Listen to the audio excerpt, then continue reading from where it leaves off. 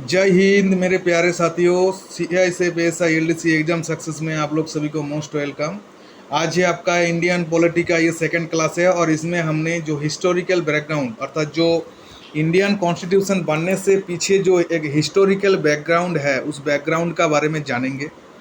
और जानने से पहले एक मेरा मतलब एक कमेंट आया था, उस कमेंट के बारे में बताना चाहता हूँ। मेरा एक किसी एक मतलब मेरा जो सब्सक्राइबर ने एक कमेंट किया था कि सर अपने सीआईएसएफ के लिए क्लास बना रहे हैं, एएसआई एलडीसी का तो एग्ज़ाम हो चुके हैं, अभी किस लिए क्लास बना रहा है। देखिए, ऐसा तो है नहीं कि सीआईएसएफ फाइनल एलडीसी का एग्ज़ाम एक ही बार लेते हैं, और भी आगे लेगा। दूसरा, अभी जो आपका हेड कांस्टेबल का चल रहा है उसका भी एग्ज़ाम आने वाला है, जो अप्लाई जिसका हो रहा है उसके लिए भी आपको प्रिपरेशन लेना है। तो इसीलिए क्या है, ये क्लास में क्या है, आपको क्लास का डिज़ाइन किया गया है। तो चलिए, क्लास को अच्छा लगने से क्लास देखने के बाद लाइक शेयर सब्सक्राइब पक्का करिएगा, और आपका साथ साथ आपका दोस्तों को भी बताइएगा कि हेड कांस्टेबल मिनिस्ट्रियल और साथ साथ में इसी संबंधित एग्जाम के लिए आपको एक डेडिकेटेडली क्लास देने के लिए आ गया है यूट्यूब चैनल।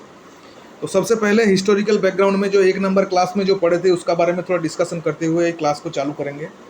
देखिए, कल हम क्या बताए थे कि 1600 में क्या हुआ था। 1600 में जो ब्रिटिश काम इंडिया अर्थात ब्रिटिश ने क्या किया था, इंडिया ने एज ए बिजनेस अर्थात ट्रेडर्स के रूप में इंडिया में आए थे। कहाँ आए थे? वो आए थे हमारा जो सबसे पहले आए थे कालीकट कालीकट में नहीं, मैं गलत बोल दिया। ये आए थे और सबसे पहले इसका जो मछलीपट्टनम तमिलनाडु में इसका पहला जो मतलब जो ट्रेडिंग पोस्ट सबसे पहले मछलीपट्टनम, उसके बाद क्या हुआ सूरत में इन्होंने क्या किया था, दोनों ट्रेडिंग पोस्ट बनाया था। और ये जो इन्होंने 1600 में क्या किया था, जो इन्होंने 1608 में जो इंडिया में आया था, तो 1600 में ये क्या किया था, ब्रिटेन का जो रानी एलिजाबेथ 1 नंबर से क्या किया था इन्होंने। तो 1600 में क्या था, ब्रिटेन का जो एलिजाबेथ जो क्वीन एलिजाबेथ था उनके पास से क्वीन एलिजाबेथ 1 नंबर का जो उनके पास से क्या किया था, इन्होंने चार्टर ग्रांटेड करके चार्टर लेके इन्होंने इंडिया में आया था 1608 में बिजनेस करने के लिए। ठीक है। उसके बाद जो ब्रिटिश ईस्ट इंडिया कंपनी 1765 तक क्या किया था इन्होंने, जब तक दीवानी इसको नहीं मिला था तब तक इन्होंने एज ए प्योरली मतलब ट्रेडिंग किया या बिजनेस किया। उसके बाद इन्होंने क्या किया, भारत का जो हमारा इंडिया का पॉलिटी में इन लोग इन्वॉल्व होने लगा, और इन्वॉल्व जैसे होने लगा तो ब्रिटिश ईस्ट इंडिया कंपनी बहुत मुनाफा मतलब कमाने लगा। तो ये मुनाफा जो ब्रिटिश ईस्ट इंडिया कंपनी जो कमा रहे थे ना, ये ब्रिटेन तक नहीं पहुंच रहा था। इसीलिए क्या है, ब्रिटेन तक नहीं पहुंच रहा था। क्यों पहुंच नहीं रहा था? क्योंकि जो हमारा जो यहाँ पे जो इंडिया में जो ब्रिटिश ईस्ट इंडिया कंपनी आए थे उसमें जो कर्मचारी थे अर्थात जो सर्विसमैन थे, इन लोग क्या करते थे, कंपनी का बिजनेस कम करते थे और खुद का बिजनेस ज़्यादा करता था। इसलिए क्या है, जो ब्रिटेन का कंपनी का लॉस होता था, कंपनी का लॉस होने से क्या है, ब्रिटेन पर जो पार्लियामेंट में जहाँ से चार्टर पास हुआ है वहाँ पे इनका जो हिस्सा नहीं पहुँचता था। इसीलिए सबसे पहले क्या किया था, सबसे पहले ब्रिटिश ईस्ट इंडिया कंपनी का ऊपर ब्रिटेन का पार्लियामेंट ने सोचा कि इसको टाइट करना है। तो टाइट करे तो करे कैसे? तो सबसे पहले इन्होंने क्या किया था, रेगुलेटिंग एक्ट लेके आया। तो रेगुलेटिंग एक्ट मतलब क्या होता है, रेगुलेटिंग का मतलब जैसे हम लोग जानते हैं पंखा का रेगुलेटर करता है, पंखा का स्पीड को कम या ज़्यादा करता है। तो ये जो रेगुलेटिंग एक्ट जो इंडिया में आया था 1773 का, ये भी जो ब्रिटिश ईस्ट इंडिया कंपनी था उसका पावर को कम ज़्यादा करने के लिए अर्थात इसको पावर का ब्रिटेन का हाथ में रखने के लिए इन्होंने सबसे पहले 1773 में रेगुलेटिंग एक्ट पास किया था।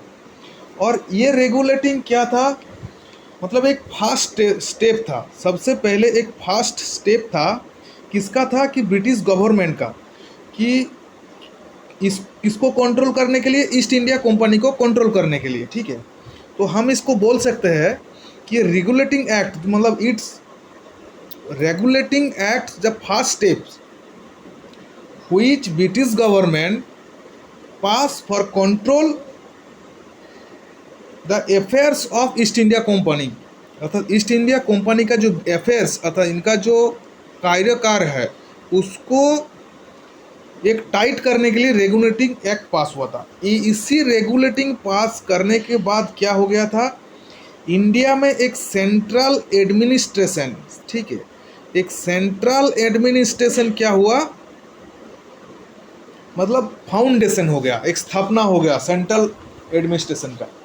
और इसी रेगुलेटिंग एक्ट में जो इतना, मतलब ये रेगुलेटिंग एक्ट पास करने से पहले जो ब्रिटिश ईस्ट इंडिया कंपनी का जो बंगाल का जो गवर्नर था, उसका पद को क्या कर दिया गया, अपग्रेड कर दिया गया। उसमें क्या कर दिया, गवर्नर जनरल ऑफ बंगाल बना दिया, ठीक है। और सबसे पहला जो गवर्नर जनरल बंगाल कौन था, वो था आपका वारेन हेस्टिंग्स, ठीक है। और इसी समय पे 1774 में क्या हो गया, आपका कलकत्ता में एक सुप्रीम कोर्ट का स्थापना हुआ, ठीक है, अर्थात एस्टैब्लिश हुआ सुप्रीम कोर्ट का, जिसमें क्या बताया गया कि एक जज रहेगा और 3 सदस्य रहेगा, ठीक है। और इसी जो आपका ये जो रेगुलेटिंग एक्ट में जो सरकार का जो कर्मचारी लोग थे, उनका जो प्राइवेट जो बिजनेस चलता था, वो बिजनेस और साथ में जो घूस लेते थे, अर्थात जो इंडिया में जो मतलब बंगाल के जो नवाब बनाने के लिए इन लोग जो नवाब के पास से जो गिफ्ट लेते थे, वो ब्राइब लेना बंद कर दिया, मतलब उसके लिए पूरा मना कर दिया। इस कानून का कुछ डिफेक्ट था, तो इसी का कुछ दिन बाद क्या किया, सरकार ने एक दूसरा एक्ट लेके आया जिसको बोलते हैं अमेंडिंग एक्ट 1783, अर्थात संशोधन आइन 1781 का संशोधन आइन। इसमें भी ज़्यादा कुछ चेंजेस नहीं हुआ था। जो रेगुलेटिंग एक्ट जो 1773 में जिस चीज़ का कमी था, वो कमी को पूरा करने के लिए ये अमेंडिंग एक्ट लेके आए थे, ठीक है। इसके बाद हमारा है 3 नंबर है पिट्स इंडिया एक्ट 1784, ठीक है। तो इसमें क्या किया था, बंगाल में क्या किया, डुअल गवर्नमेंट क्या हुआ, बंगाल में स्थापना हुआ। क्यों, क्योंकि जो ब्रिटिश ईस्ट इंडिया कंपनी थे, इतना दिन तक क्या कर रहे थे, ट्रेडिंग कर रहे थे। और अभी से क्या किया, मतलब पॉलिसी, मतलब जैसे 1765 के बाद, जो दीवानी के बाद इन्होंने क्या किया, टैक्स वगैरह रेवेन्यू वगैरह कलेक्शन करने लगा। इसलिए ट्रेडिंग के लिए एक बनाया गया है कोर्ट ऑफ डायरेक्टर और एक बोर्ड ऑफ कंट्रोल आपका रेवेन्यू के लिए बनाया गया। तो इसलिए क्या हुआ, डुअल संस्था आ गया, 2 संस्था आ गया, इसलिए डुअल गवर्नमेंट या द्वैत शासन बोलते हैं इसी को, ठीक है। तो इसमें क्या किया, इसमें एक से दूसरे से अलग कर दिया, ठीक है। मतलब ये जो 3 जो हमने एक्ट पढ़ा, इस एक्ट से एक चीज़ पता चल गया कि ये सब जितना भी ब्रिटेन का गवर्नमेंट या ब्रिटेन का पार्लियामेंट जो भी एक्ट पास कर रहा है, ये सिर्फ ब्रिटिश ईस्ट इंडिया कंपनी को टाइट करने के लिए और इन फ्यूचर में अपने हाथ में इंडिया को लेने के लिए। तो चलिए ये क्लास यहाँ पे ख़त्म करते हैं, क्योंकि क्लास बहुत बड़ा हो जाएगा। नेक्स्ट में आपको बाकी का बताएंगे। कैसे लगा प्रयास पक्का बताइएगा, क्योंकि हमने बहुत कोशिश कर रहे हैं आप लोगों को समझाने के लिए। जय हिंद, जय भारत।